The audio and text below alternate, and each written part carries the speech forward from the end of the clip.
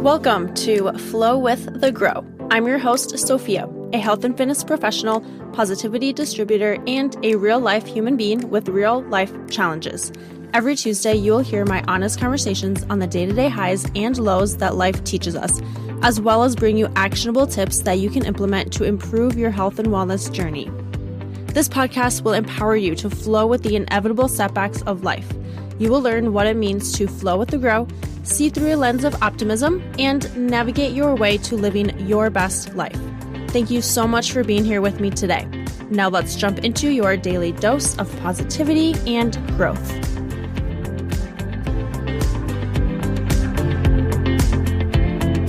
All right, I want to ask you a question. But first, happy October! September seemed like it was a day. It flew by, just flew by. And we're in October. We're in fall season, spooky season. Okay, that question that I want to ask you. I was pondering this myself. And this whole episode stems from a different podcast episode that I recently listened to twice. The second time I took notes. I just had to. And it's so profound and interesting that I just want to put it out for anyone who's listening. I shared the episode on my Instagram stories and Facebook stories. I don't know if anyone actually went and listened to it, but I'm going to just kind of give a recap, some main points that I took away that I think are really important and a little mini challenge for you to try, the science behind this and everything. So the question is, do you have a daily habit that encourages you, encourages yourself, your being? It's a habit that you are supporting you. You are encouraging you. You are believing in you. We have all these habits that we're trying to change, or maybe you're starting to begin your health and fitness journey. Maybe you're starting the habit of drinking more water, maybe eating a little bit healthier, maybe trying to go to sleep earlier. Maybe you're in the habit of, or you're trying to be in the habit of something for work or financially.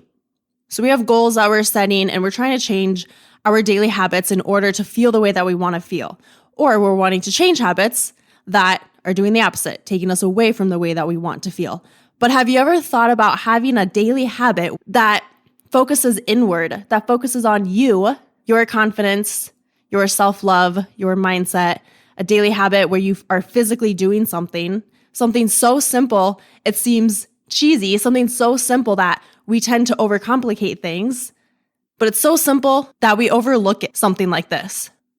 The podcast that I was listening to, and I will link this in the show notes so you can go and listen to the full episode because it's amazing, but it's the podcast called Almost 30. And it's the episode with Mel Robbins.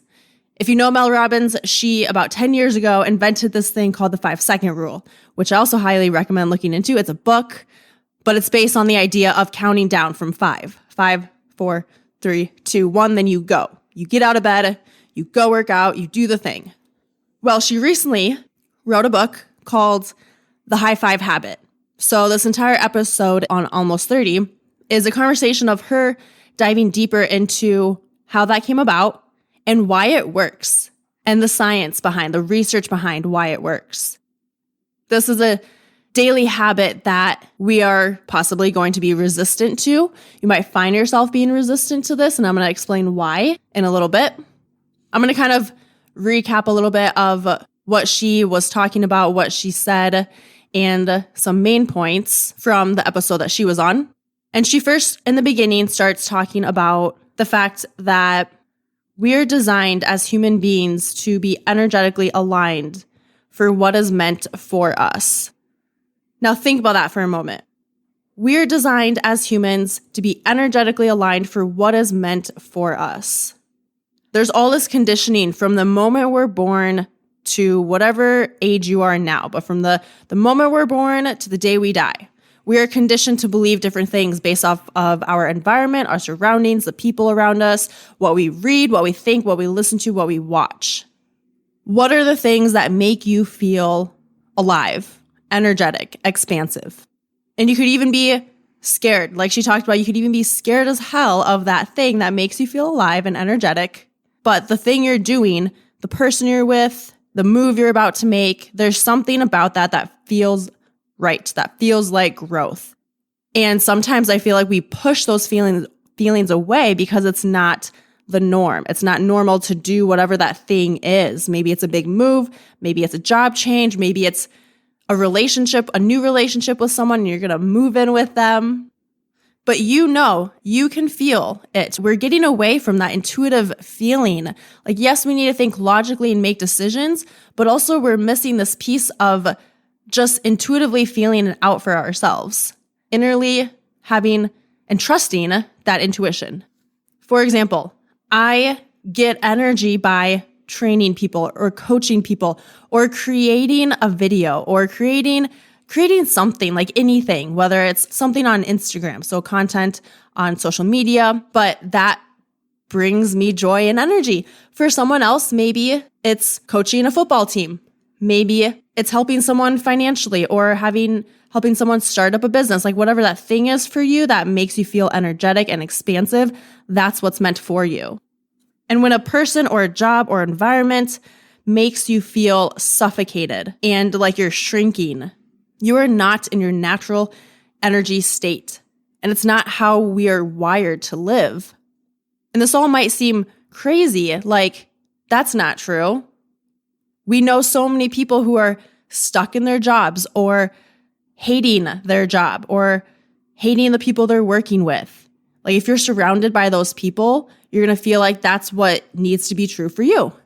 But if we're feeling suffocated and we're shrinking and we're in that state, we're not living in our natural state. So in the very beginning when she was talking about that, I thought that was so profound and eye-opening. And like I said before, we've lost touch with the feeling, the inner feeling, the intuitive feeling. And then self-doubt creeps in. Self-judgment creeps in. We look to others for validation and self-worth and to know that something is right for us, when really we just need to look inward. We need to feel it out for ourselves. Next, she goes into this thing called the high five habit. And it begins with a habit, but it's a series of small things you can do every single day to locate your power back in yourself. She talks about how we outsource our self-worth instead of looking inward within ourselves.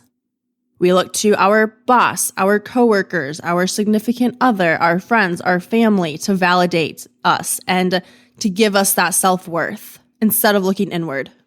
Mel talked about how she really F's up her life. So she hits rock bottom, which is the same thing is true as when she came up with the 5-second rule, but she F's up her life and then she has to figure it out. She has to go into survival mode. She has to do something about the situation that she's in. Then when she figures something out that works over and over again, she gets curious. She gets curious about why it works. And then she looks into the research and the science behind why it works. For the 5-second rule, I thought this was pretty interesting. She also has a TED Talk that she did where it kind of first began. She actually talked about something completely different, but she also talked about the 5-second rule. But she said that when she was in a depressive state, she was at rock bottom, she was $1 million in debt, she was watching a show, a TV show, or she was watching a rocket ship launch. I don't really know. But she saw this rocket ship launch and they counted down from 5. 5, 4, 3, 2, 1, launch. And something clicked inside her. And she's like, okay, Mel, when you wake up in the morning, you are going to launch out of bed. And she said that next morning, she woke up, she counted down from 5, and then she just got up. And in her book, in the 5-second rule, she explains why that works, like scientifically in the brain, why that works. She talks about the subconscious mind and all of that. This time for the high five habit, she also hit a rock bottom. It was during COVID, and I guess all of her shows were going to be canceled, something with the book contract. She started being triggered back into the time when she was depressed before and when she was in $1 million of debt and anxiety and worrying about everyone. So she talks a little bit about that. And one morning, she wakes up, she gets out of bed, she goes to her bathroom, she looks herself in the mirror in her reflection. She's brushing her teeth and she's just sees how much of a mess she is. And in that moment, she raises her hand and she high-fives her reflection. She talks about how this didn't change her life, but something inside of her shifted in that moment. Her mentality, it was the sense of, it's okay. It's okay, Mel. You've got this. Take on the day. The second morning, she noticed she felt excited to see herself. She had said that she had never really looked at herself in the mirror as a human being. She would look at herself, her reflection, maybe to do her makeup, to do her hair. And I think so often we do that as well. We look at ourselves, we're brushing our teeth, we do our makeup, we do our hair, we're just getting ready, but we don't actually just look at ourselves and see ourselves as the human beings that we are. We are maybe criticizing ourselves when we look at ourselves in the mirror. And by the way, negative thoughts, we are programmed. We have a biased mind to think about negative thoughts more and more. Once you have a negative thought, it collects more and more and more. And she said that you'll notice it is impossible to criticize yourself when you raise your hand to high-five yourself. And there's research that backs this up, that explains why. Think about this. When you high-five someone, what does that communicate to you? What's the reasoning when you high-five someone? It's a celebratory gesture. You're celebrating someone. You're saying, hey, I got you. Good job. You're awesome. Keep going. I've got your back. Someone's got your back. You've got this. I believe in you. I support you. That is all positive. It's all positive programming. And all of that positive programming associated with that high five and with putting our hands in the air is already encoded in your basal ganglia, which is the subconscious part of your brain. And also think about this. When you're excited to see someone, when you're at a concert, when you're dancing, when you're waving, saying hi to someone that walks in that you haven't seen in a long time, what are you doing? You are throwing your hands up. You're raising your hands. So subconsciously, when you raise your hand to high five yourself, you're subconsciously bringing in that positive programming. And you get a drip of dopamine. And that's the science behind it. When you raise your own hand physically, the subconscious part of your brain recognizes the high five. It automatically turns on all that positive messaging and marries it with your own reflection. Now, I didn't know this, but she talked about how this is actually a field of study called neurobics, which is aerobic physical activity with neural pathways. So she talked about how marrying an unexpected physical action, physical activity with a change of thought is the fastest way to developing new neural pathways.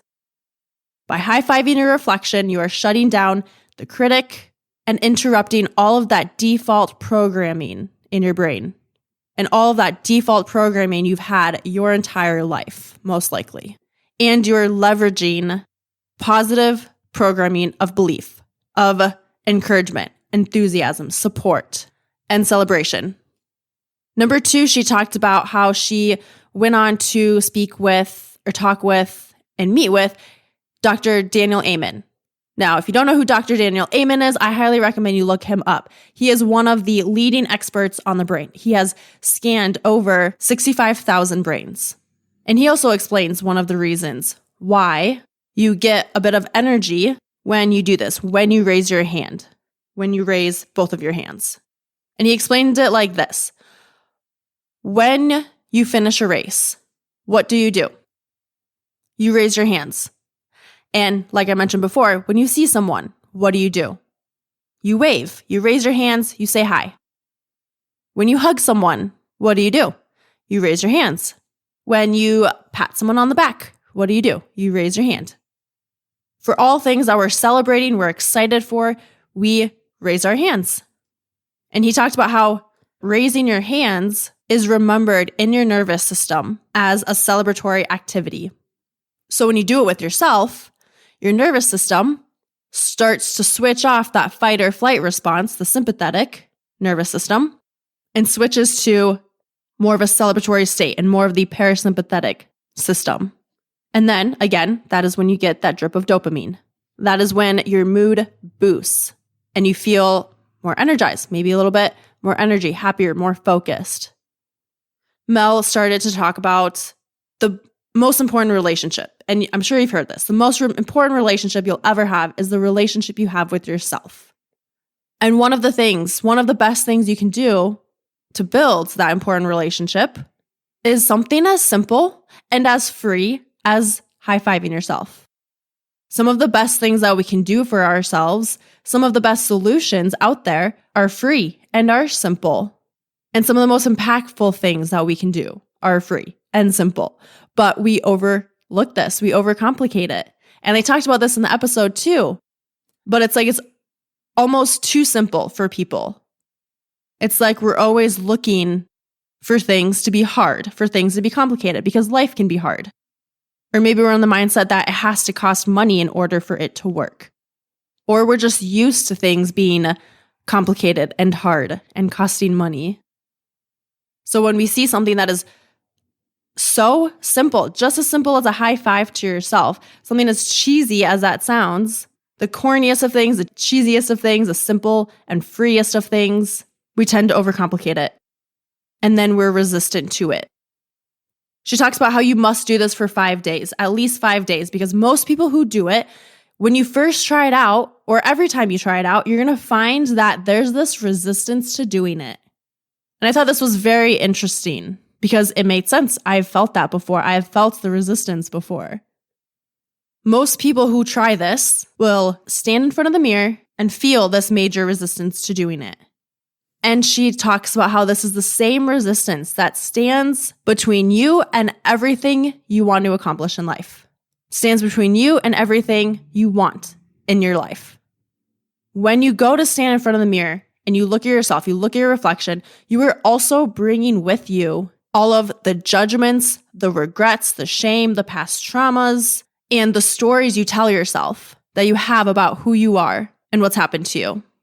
And most of us don't see a person worthy of celebration. We didn't do that thing that we said we were going to do. We didn't go to the gym like we said we were going to do. We didn't eat as healthy as we said we were going to do. We regret not doing something. We regret saying something. We're not hitting that number on the scale that we're wanting to hit. We're not looking a certain way. All of that judgment, self-doubt, self-criticism is the resistance that you're bringing when you stand in front of the mirror and you see yourself. It comes from a deep-seated belief that because of what's happened to you, you do not deserve a high five. You do not deserve that self-celebration because of all of those mistakes and regrets. And you withholding that celebration and supporting yourself is why you're not feeling motivated and encouraged day to day. Again, you are waiting for someone else to tell you that you are worthy of celebration. You're waiting for someone else to encourage you, when really we need to be the ones encouraging ourselves and practicing this every day. And the resistance also comes from us believing that we need to do something in order to be celebrated. But I'm here to tell you that you don't need to do a damn thing. You waking up in the morning is worthy of celebration. You getting out of bed, you trying your best. And even if you're not trying your best, you are still worthy of celebration no matter what. If you're waiting until you achieve something or you're doing something, you're going to keep chasing that for forever. And then you're going to always feel like you are not worthy of celebrating yourself or encouraging yourself or believing in yourself. Just like with any new habit or a skill, this is something that needs to be practiced over and over again. And the more and more that you do it, the more and more that you're going to realize you are actually really hard on yourself. And you're going to start to act your way into more belief, more encouragement, more support for yourself. We must develop a habit of showing up for ourselves, celebrating ourselves, and showing up again and again, no matter what we're going through. And when you start to celebrate these small wins, those little things add up over time. Just like in fitness, when we're looking and celebrating those things, those small wins that don't seem important, they seem insignificant, those are the things that are going to add up big time over time. Like I kind of mentioned before, our brain is programmed to find the moments and belief of not being worthy of celebration, of negative belief about who we are, self-doubt. But we can program our brain to do the opposite, and we have to work at it. She then talked about being stuck. Being stuck is a signal in your body. If your body needs water, what's the signal that comes? That you're thirsty. Same thing with food. If your body needs food, the signal is hunger. When you feel like there's a missing connection, you feel lonely. That's the signal, is being lonely. We have fundamental needs as a human, and our bodies are also programmed and hardwired to send a signal when something you need is missing. She said the most misunderstood signals is the feeling of being stuck. The need you're missing is the need for growth. She says, if you've let yourself down, when you high-five yourself, what you're doing is recognizing that yesterday was hard and you didn't do what you said you were going to do, but you still love yourself and celebrate yourself for showing up. She talked about how when you are making different changes in life, any change in life, whether it's to be healthier, to work out more, to drink more water, to stop drinking alcohol, to stop smoking, whatever change it is in your life that you're trying to make, whatever that looks like, any backlash you get is because you are stirring the pot and somebody's resistance is coming up. And she says how it's way better to question you, the person making the change, than it is to stand in front of the mirror and question themselves. When someone is giving you backlash about change, it says so much more about them. It's something that they are resistant to, that they don't see as the right, normal thing to do. So I hope you try this with me. For the next at least 5 days, high-five yourself in the mirror. Wake up, you go into the bathroom, you see yourself, you see that reflection, see yourself as a human being, and give yourself a high five. No matter what you're going through, no matter how you're feeling, just do it. Give yourself a high five, and each day kind of take mental note of how you feel, what's coming up within yourself. I'll make a suggestion because I've been struggling to just remember it because it's so simple. I don't remember it. I don't think to do it. Even when I see myself in the mirror, it's like not triggering my brain to give myself a high five. So I took a marker, an expo marker, dry erase marker, and on my mirror, I wrote high five. You can write, give yourself a high five, whatever you got to do to remember, to remind yourself to give yourself a high five every single morning or whenever you see yourself in the mirror. Celebrate yourself for showing up. Give yourself that encouragement. Practice this daily habit of encouraging yourself, supporting yourself, believing in yourself, being confident in yourself, and then take on the day. Like I said, I'm going to link that episode in the show notes. I highly recommend listening to it and looking into who Mel Robbins is. She has that book out called The High Five Habit. And do not overcomplicate this cheesy, simple, free daily habit that you can do and you can implement to create and cultivate a better relationship with yourself. I'm so grateful for you. Thank you for listening. I love you. I mean it. And I hope you have a great rest of your day, night, week, weekend. Bye for now.